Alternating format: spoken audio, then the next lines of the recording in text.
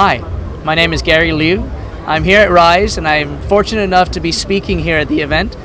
I'm the CEO of the South China Morning Post.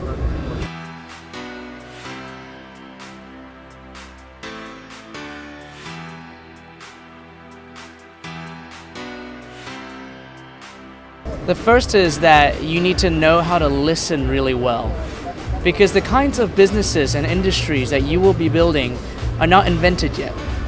And so you have to learn very, very fast, and really the only way for you to learn is to listen more than you talk. So learn to listen well. The second thing is you have to keep your head on your neck, as in when things get rough, you don't freak out. And that's actually a really, really hard thing to learn, because you're going to run into really tough situations. When you run into tough situations, the great entrepreneurs, the way that they're separated out from the rest of the pack, are the ones that can keep calm and decide how to react best.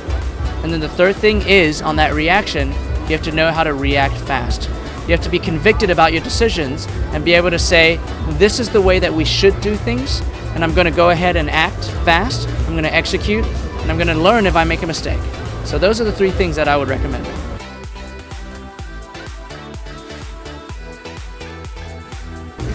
I think young entrepreneurs here in Hong Kong have an incredible advantage. Not only do you have a city with unbelievable infrastructure around you, you have access to some of the world's best education, but you also have these immense resources in the industry that exists here in the city as well as in China and the rest of the region. So these are massive advantages that are right on your doorstep.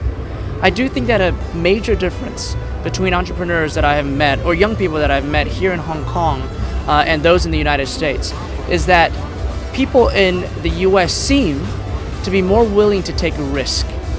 And I would love to see young Hong Kongers more willing to take a risk, because inventing new things requires risk. And so if people are creative and curious and courageous, we're going to see some incredible things being built right here in the city.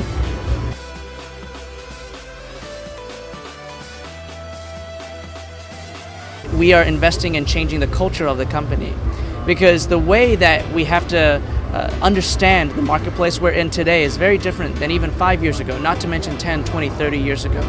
So we want the culture of the company to reflect the marketplace that we're in today. The second is that we are investing in talent and people.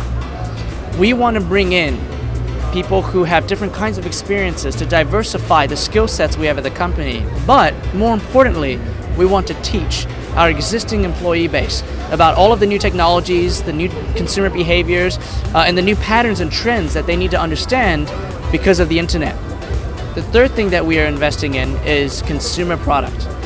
We believe that the way that people find and read or watch news is completely different today than it was a couple of years ago, and it changes every 6 months. So we have to be able to build very, very fast to meet the new consumer behaviors that are creeping up and that are, again, changing every few months.